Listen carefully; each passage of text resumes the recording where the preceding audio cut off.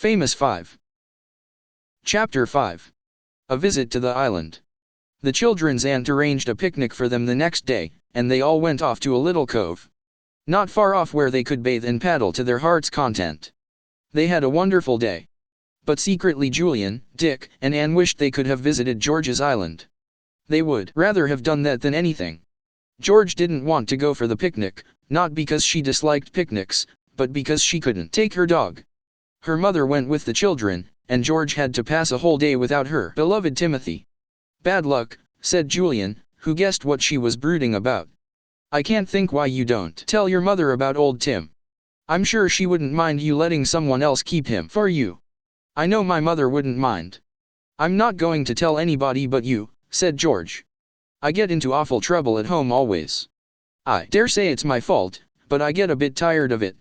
You see, Daddy doesn't make much money with the learned books he writes, and he's always wanting to give Mother and me things he can't afford. So that makes him bad-tempered. He wants to send me away to a good school, but he hasn't got the money.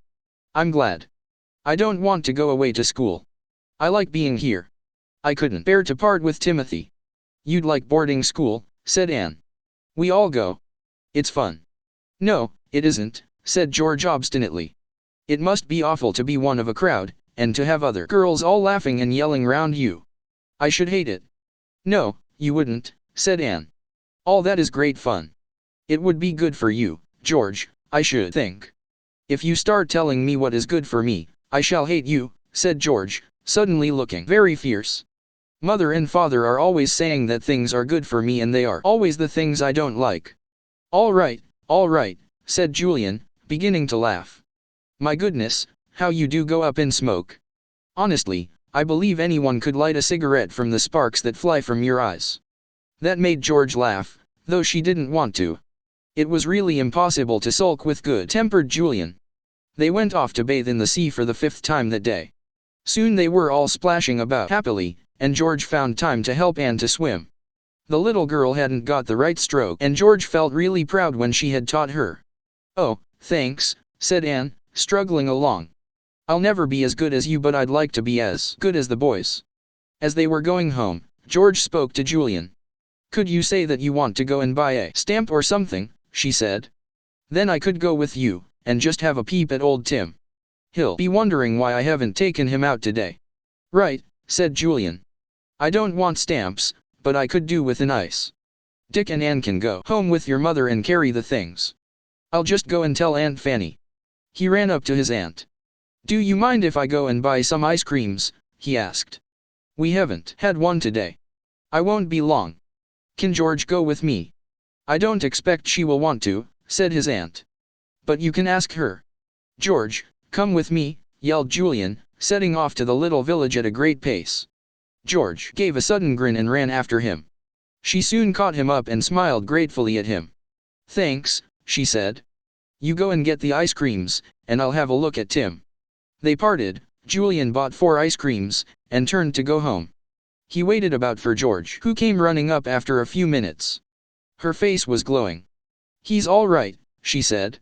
And you can't imagine how pleased he was to see me. He nearly jumped over my head. I say, another ice cream for me. You really are a sport, Julian. I'll have to share something with you quickly. What about going to my island tomorrow? Golly, said Julian, his eyes shining. That would be marvelous. Will you really take us tomorrow? Come on, let's tell the others. The 4 children sat in the garden eating their ices. Julian told them what George had said. They all felt excited. George was pleased. She had always felt quite important before, when she had haughtily refused to take any of the other children to see Kieran Island, but it felt much nicer somehow to have consented to row her cousins there. I used to think it was much nicer always to do things on my own, she thought, as she sucked the last bits of her ice. But it's going to be fun doing things with Julian and the others. The children were sent to wash themselves and to get tidy before supper. They talked eagerly about the visit to the island next day. Their aunt heard them and smiled. Well, I really must say I'm pleased that George is going to share something with you, she said. Would you like to take your dinner there, and spend the day? It's hardly worthwhile rowing all the way there and landing unless you are going to spend some hours there. Oh, Aunt Fanny. It would be marvelous to take our dinner, cried Anne. George looked up. Are you coming too, Mother? She asked. You don't sound at all as if you want me to, said her mother, in a hurt tone. You looked cross yesterday, too, when you found I was coming. No, I shan't come tomorrow, but I'm sure your cousins must think you are a queer girl never to want your mother to go with you. George said nothing. She hardly ever did say a word when she was scolded. The other children said nothing too. They knew perfectly well that it wasn't that George didn't want her mother to go, it was just that she wanted Timothy with her. Anyway, I couldn't come, went on Aunt Fanny. I've some gardening to do. You'll be quite safe with George. She can handle a boat like a man. The three children looked eagerly at the weather the next day when they got up. The sun was shining, and everything seemed splendid. Isn't it a marvelous day? Said Anne to George as they dressed. I'm so looking forward to going to the island. Well, honestly, I think really we oughtn't to go, said George, unexpectedly. Oh, but why? Cried Anne, in dismay. I think there's going to be a storm or something, said George, looking out to the southwest. But, George, why do you say that? Said Anne, impatiently. Look at the sun and there's hardly a cloud in the sky. The wind is wrong, said George. And can't you see the little white tops to the waves out there by my island? That's always a bad sign. Oh George, it will be the biggest disappointment of our lives if we don't go today, said Anne. Who couldn't bear any disappointment, big or small? And besides, she added, artfully, if we hang about the house, afraid of a storm, we shan't be able to have dear old Tim with us. Yes, that's true, said George. All right, we'll go. But mind, if a storm does come, you're not to be a baby. You're to try and enjoy it and not be frightened. Well, I don't much like storms, began Anne, but stopped when she saw George's scornful look. They went down to breakfast, and George asked her mother if they could take their dinner as they had planned. Yes, said her mother. You and Anne can help to make the sandwiches. You boys can go into the garden and pick some ripe plums to take with you. Julian, you can go down to the village when you've done that and buy some bottles of lemonade or ginger beer, whichever you like. Ginger pop for me, thanks, said Julian, and everyone else said the same. They all felt very happy. It would be marvelous to visit the queer little island. George felt happy because she would be with Tim all day. They set off at last, the food in 2 kit bags. The first thing they did was to fetch Tim. He was tied up in the Fisher boy's backyard. The boy himself was there, and grinned at George. Morning, Master George, he said. It seemed so queer to the other children to hear Georgina called Master George. Tim's been barking his head off for you. I guess he knew you were coming for him today. Of course he did, said George, unteeing him. He at once went completely mad, and tore round and round the children, his tail down and his ears flat. He'd win any race if only he was a greyhound, said Julian, admiringly. You can hardly see him for dust. Tim. Hi, Tim. Come and say good morning. Tim leapt up and licked Julian's left ear as he passed on his whirlwind way. Then he sobered down and ran lovingly by George as they all made their way to the beach. He licked George's bare legs every now and again, and she pulled at his ears gently. They got into the boat, and George pushed off. The Fisher boy waved to them. You won't be very long, will you? He called. There's a storm blowing up. Bad one it'll be, too. I know, shouted back George. But maybe we'll get back before it begins. It's pretty far off yet. George rowed all the way to the island. Tim stood at each end of the boat in turn, barking when the waves reared up at him. The children watched the island coming closer and closer. It looked even more exciting than it had the other day. George, where are you going to land? Asked Julian. I simply can't imagine how you know your way in and out of these awful rocks. I'm afraid every moment we'll bump into them. I'm going to land at the little cove I told you about the other day, said George. There's only one way to it, but I know it very well. It's hidden away on the east side of the island. The girl cleverly worked her boat in and out of the rocks, and suddenly, as it rounded a low wall of sharp rocks, the children saw the cove she had spoken of. It was like a natural little harbor, and was a smooth inlet of water running up to a stretch of sand, sheltered between high rocks. The boat slid into the inlet, and at once stopped rocking, for here the water was like glass, and had hardly a wrinkle. I say this is fine, said Julian, his eyes shining with delight. George looked at him and her. Eyes shone too, as bright as the sea itself. It was the first time she had ever taken anyone to her precious island, and she was enjoying it. They landed on the smooth yellow sand. "We're really on the island," said Anne, and she capered about, Tim joining her and looking as mad as she did. The others laughed. George pulled the boat high up on the sand. "Why so far up?" said Julian, helping her. "The tide's almost in, isn't it? Surely it won't come as high as this." "I told you I thought a storm was coming," said George. "If one does, the waves simply tear up this inlet and we don't want to lose our boat, do we?" "Let's explore the island, let's explore the island," yelled Anne, who was now at the top of the little natural harbor, climbing up the rocks there. "Oh, do come on." They all followed her. It really was a most exciting place. Rabbits were everywhere. They scuttled about as the children appeared, but did not go into their holes.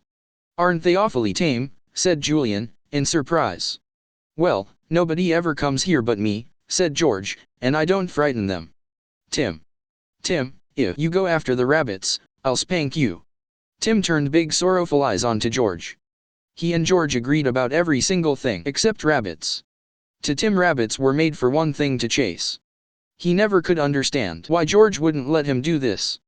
But he held himself in and walked solemnly by the children, his eyes watching the lolloping rabbits longingly. "I believe they would almost eat out of my hand," said Julian. But George shook her head. "No, I've tried that with them," she said. "They won't. Look at those baby ones. Aren't they lovely?" "Woof," said Tim, agreeing, and he took a few steps towards them. George made a warning noise in her throat, and Tim walked back, his tail down. "There's the castle," said Julian. "Shall we explore that now?" "I do want to." "Yes, we will," said George. "Look, that is where the entrance used to be, through that big broken archway." The children gazed at the enormous old archway, now half broken down. Behind it were ruined stone steps leading towards the center of the castle. "It had strong walls all round it, with 2 towers, said George. "One tower is almost gone, as you can see, but the other is not so bad. The jackdaws build in that every year. They've almost filled it up with their sticks." As they came near to the better tower of the 2, the jackdaws circled round them with loud cries of "Chack, chack, chack." Tim leapt into the air as if he thought he could get them, but they only called mockingly to him. "This is the center of the castle," said George, as they entered through a ruined doorway into what looked like a great yard, whose stone floor was now overgrown with grass and other weeds. "Here is where the people used to live. You can see where the rooms were. Look, there's one almost whole there. Go through that little door and you'll see it." They trooped through a doorway and found themselves in a dark, stone-walled, stone-roofed room, with a space at one end where a fireplace must have been. 2 slit-like windows lighted the room. It felt very queer and mysterious. "What a pity it's all broken down," said Julian, wandering out again. "That room seems to be the only one quite whole. There are some others here, but all of them seem to have either no roof, or one or other of the walls gone. That room is the only livable one." "Was there an upstairs to the castle, George?" "Of course," said George. "But the steps that led up are gone. Look. You can see part of an upstairs room there, by the jackdaw tower. You can't get up to it, though, because I've tried. I nearly broke my neck trying to get up. The stones crumble away so." "Were there any dungeons?" asked Dick. "I don't know," said George. "I expect so. But nobody could find them now. Everywhere is so overgrown." It was indeed overgrown.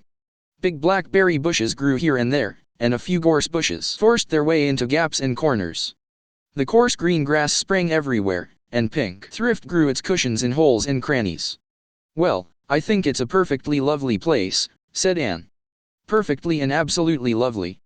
"Do you really?" said George, pleased. "I'm so glad. Look. We're right on the other side of the island now, facing the sea. Do you see those rocks, with those queer big birds sitting there?" The children looked. They saw some rocks sticking up, with great black shining birds sitting on them in queer positions. "They are cormorants," said George. "They've caught plenty of fish for their dinner, and they're sitting there digesting it. Hello, they're all flying away. I wonder why." She soon knew, for, from the southwest there suddenly came an ominous rumble. "Thunder," said George. "That's the storm. It's coming sooner than I thought."